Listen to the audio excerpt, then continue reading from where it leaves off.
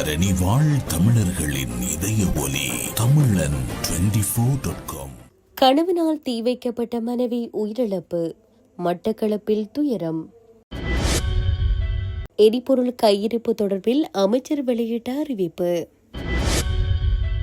பாடசாலை மாணவர்களுக்கு போதை மாத்திரை விற்பனை, சிக்கிய வர்த்தகர். குறைந்த வேகத்தில் மீண்டும் அதிகரிப்பு, இலங்கையில் இன்று 3 முறை அதிகரித்த தங்க விலை. 2026 உயர்தர பரீட்சைக்கான விண்ணப்பம் கோரல், கல்வி அமைச்சு அறிவிப்பு. வடக்கு மாகாண ஆசிரியர்களது இடமாற்றத்தை துரிதமாக வழங்க கோரி போராட்டம்.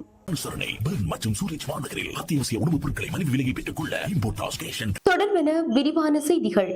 மட்டக்களப்பு கொக்கட்டிச்சோலை பிரதேசத்தில் மனைவி மீது மண்ணெண்ணெய் ஊற்றி தீ வைத்த சம்பவம் தொடர்பாக சந்தேகத்தின் அடிப்படையில் கணவன் கைது செய்யப்பட்டு விளக்கமறியலில் வைக்கப்பட்டுள்ள நிலையில் எரிகாயங்களுக்குள்ளான மனைவி சிகிச்சை பெற்று வீடு திரும்பி 2 மாதத்தின் பின்னர் இன்று செவ்வாய்க்கிழமை உயிரிழந்துள்ளதாக கொக்கட்டிச்சோலை காவல்துறையினர் தெரிவித்தனர். கொக்கட்டிச்சோலை முனைக்காடு நாகதம்பரான் கோவில் வீதியை சேர்ந்த 31 வயதுடைய மயில் வாகனம் இன்பமலர் தேவி என்பவரே இவ்வாறு உயிரிழந்துள்ளார். கடந்த ஜனவரி 17ஆம் தேதி மனைவியின் உடல் மீது மண்ணெண்ணெய் ஊற்றி தீ வைத்ததில் அவர் எரிகாயமடைந்த நிலையில் மட்டக்களப்பு போதனா வைத்தியசாலையில் அனுமதிக்கப்பட்ட நிலையில் அவரது கணவர் கைது செய்யப்பட்டு கடந்த ஜனவரி மாதம் 20ஆம் தேதி நீதிமன்றத்தில் முன்னிலைப்படுத்திய போது அவரை எதிர்வரும் ஏப்ரல் 26 வரை விளக்கமறியலில் வைக்குமாறு நீதவான் உத்தரவிட்டிருந்தார். இந்த நிலையில் படுகாயமடைந்த பெண் 10 நாட்கள் வைத்தியசாலையில் தங்கியிருந்து சிகிச்சை பெற்று வீடு திரும்பிய பின்னர் சம்பவ தினமான இன்று காலையில் வீட்டில் உயிரிழந்தார்.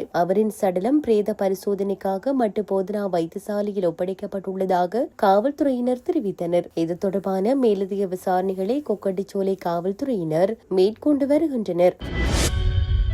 நாட்டில் தற்போதுள்ள எரிபொருள் கையிருப்பு மற்றும் உறுதிப்படுத்தப்பட்ட இறக்குமதிகளின் அடிப்படையில் மே மாதம் வரை தடையின்றி எரிபொருளை வழங்க முடியும் என அமைச்சரவை பேச்சாளர் அமைச்சர் நலிந்த ஜெயதிச தெரிவித்துள்ளார். அரசாங்க தகவல் திணைக்களத்தில் இன்று இடம்பெற்ற ஊடகவியலாளர் சந்திப்பின் போது ஊடகவியலாளர்களால் எழுப்பப்பட்ட கேள்விக்கு பதிலளித்த போதே அவர் இதனை தெரிவித்துள்ளார். தற்போது சுமார் 1,34,000 மெட்ரிக் டன் டீசல் கையிருப்பில் உள்ளது. ஏப்ரல் மாதத்தில் முற்பதிவு செய்யப்பட்ட கப்பல்கள் மூலம் மேலும் 1,24,000 மெட்ரிக் டன் கிடைக்க உள்ளது. இதன்படி மே மாதம் 2ஆம் வாரம் வரை போதுமான டீசல் கையிருப்பில் உள்ளது. தற்போது கையிருப்பிலும் வரவுள்ள கப்பல்களிலும் சேர்த்து 1,51,450 மெட்ரிக் டன் 92 ரக பெட்ரோல் உள்ளது. ஏப்ரல் மாதத்தில் மேலதிகமாக 55,300 மெட்ரிக் டன் வரவுள்ளது. இதன் மூலம் மே மாதம் 3ஆவது வாரம் வரை பெட்ரோல் தேவையை பூர்த்தி செய்ய முடியும். சூப்பர் டீசல் மற்றும் பெட்ரோல் 95 ஆகியவையும் போதுமான அளவில் கையிருப்பில் உள்ளதாக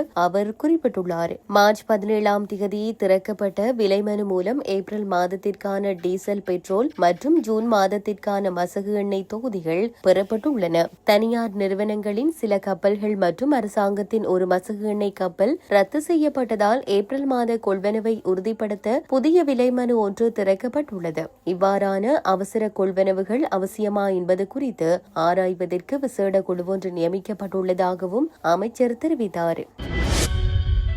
ஹட்டன் பாடசாலை மாணவர்களுக்கு நீண்ட காலமாக போதை மாத்திரைகளை விற்பனை செய்து வந்த வர்த்தகர் ஒருவர் போலீசாரால் கைது செய்யப்பட்டுள்ளார். ஹட்டன் நகரை சேர்ந்த ஒரு மருந்தக உரிமையாளர் ஹட்டன் பிரதேச ஊழல் தடுப்பு பிரிவு அதிகாரிகளால் இன்று செவ்வாய்க்கிழமை கைது செய்யப்பட்டுள்ளார். மருந்தக உரிமையாளர் இளைஞர்களை குறிவைத்து மருத்துவரின் பரிந்துரை சீட்டில்லாமல் இந்த மருந்துகளை மிக அதிக விலைக்கு விற்பனை செய்வதாக ஹட்டன் பிரதேச சிரேஷ்ட காவல் கண்காணிப்பாளர் பிரதீப் வீரசேகரவுக்கு கிடைத்த தகவலின் அடிப்படையில் சோதனை நடவடிக்கை எடுக்கப்பட்டுள்ளது. இதன்போது விற்பனைக்கான போதை மாத்திரைகள் வர்த்தக நிலையத்தில் வைக்கப்பட்டிருக்கும் இடம் கண்டறியப்பட்டதுடன் சந்தேக நபர் கைது செய்யப்பட்டுள்ளார். கைதான நபரிடமிருந்து விற்பனைக்கு வைத்திருந்த 1,400 போதை மாத்திரைகள் கைப்பற்றப்பட்ட நிலையில் சந்தேக நபரை ஹட்டன் நீதிமன்றத்தில் முற்படுத்த போலீசார் நடவடிக்கை எடுத்து வருகின்றனர்.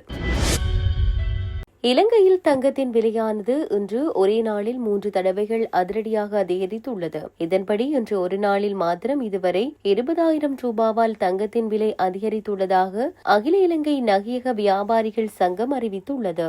இன்று காலை 24 கேரட் தங்கம் பவுனொன்று 3,65,000 ரூபாவாக காணப்பட்ட நிலையில் முதல் கட்டமாக 3,70,000 ரூபாவாகவும் பின்னர் 3,75,000 ரூபாவாகவும் அதிகரித்தது. இந்நிலையில் தற்போது மீண்டும் 10,000 ரூபாவால் உயர்ந்து ஒரு பவுன் தங்கம் 3,85,000 ரூபாவாக விற்பனை செய்யப்படுகிறது. அந்த வகையில் தற்போதைய தங்க விலை நிலவரப்படி 24 கேரட் தங்கம் பவுனொன்று 3,85,000 ரூபாவாக விற்பனை செய்யப்படுகிறது. 22 கேரட் தங்கம் பவுனொன்று 3,54,200 ரூபாவாகவும் விற்பனை செய்யப்படுகிறது.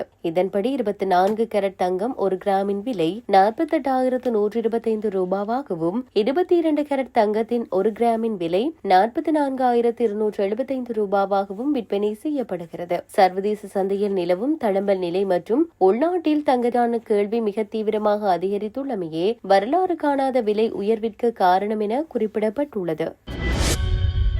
2026 ஆண்டிற்கான கல்வி பொதுத்தராதர உயர்தர பரீட்சைக்கான விண்ணப்பங்கள் கோரப்பட்டுள்ளதாக கல்வி அமைச்சு அறிவித்துள்ளது. குறித்த விண்ணப்பங்கள் நேற்று முதல் ஏப்ரல் 24 தேதி வரை இணையவழி ஊடாக ஏற்றுக்கொள்ளப்படும் என தெரிவிக்கப்பட்டுள்ளது. அதற்கமைய விண்ணப்பதாரர்கள் அனைவரும் www.donance.lk மற்றும் www.onlineexams.government.lk ஆகிய உத்தியோகபூர்வ இணையதளங்களுக்கு சென்று வழங்கப்பட்டுள்ள அறிவுறுத்தல்களை பின்பற்றி சரியான முறையில் விண்ணப்பங்களை சமர்ப்பிக்க வேண்டும் என குறிப்பிடப்பட்டுள்ளது. அரசு மற்றும் அரசு அனுமதியின் கீழ் இயங்கும் தனியார் பாடசாலை மாணவர்கள் தமது பாடசாலை அதிபரூடாக விண்ணப்பிக்க வேண்டும் என அறிவுறுத்தப்பட்டுள்ளது. அத்துடன் தனியார் விண்ணப்பதாரர்கள் தமது தேசிய அடையாள அட்டை இலக்கத்தை பயன்படுத்தி தனிப்பட்ட முறையில் விண்ணப்பங்களை சமர்ப்பிக்க வேண்டும் என தெரிவிக்கப்பட்டுள்ளது. பாடசாலை அதிபர்கள் தமக்கு வழங்கப்பட்டுள்ள பயனர் பெயர் மற்றும் கடவுச்சொற்களை பயன்படுத்தி விண்ணப்பங்களை அனுப்ப வேண்டும் என்பதுடன் விண்ணப்பத்தை சமர்ப்பித்த பிறகு அதன் அச்சிடப்பட்ட பிரதியை பாதுகாப்பாக வைத்திருப்பது கட்டாயமாகும் என வலியுறுத்தப்பட்டுள்ளது.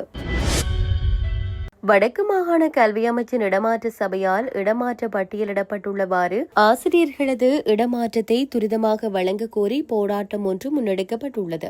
கடந்த 8 வருடத்திற்கும் மேலாக வெளி மாவட்டங்களில் சேவையை பூர்த்தி செய்த ஆசிரியர்கள் நேற்று போராட்டம் ஒன்றை முன்னெடுத்திருந்தனர். வருடா வருடம் இடம்பெற்ற சபையால் ஆசிரியர்களது இடமாற்றங்கள் வழங்கப்பட்டு வருகின்றன. குறிப்பாக 1/1/2026 தேதி அன்று வழங்கவென பட்டியலிடப்பட்ட இடமாற்றங்கள் இதுவரை ஒரு சிலரது சுயநலங்களுக்காக தடுக்கப்பட்டு வருவதாக தெரிவிக்கப்படுகிறது. இது எமது உரிமைகளை திட்டமிட்டு பறிப்பதாக இருக்கிறது. நாம் கல்வி அமைச்சின் சுற்று நிருபத்துக்கிணங்க எமது சேவைகளை சரியாக செய்து முடித்துள்ளதாக போராட்டத்தில் ஈடுபட்ட ஆசிரியர்கள் தெரிவித்துள்ளனர். ஆனாலும் வழங்கப்பட்ட இடமாற்றம் இன்னும் எமக்கு கிடைக்காத நிலை இருக்கிறது எனவும் கூறியுள்ளனர். எமக்கு நீதி வேண்டும். அரசியலும் அதிகாரமும் எமது நியாயத்தை பறிக்கிறது. எனவே துறைசார் அதிகாரிகள் சுயநலவாதிகளின் சதிக்கு இடம் கொடுக்காது எமது உணர்வுகளை மதித்து நீதியை தர வேண்டும் என்று கோரிக்கை விடுத்தனர்.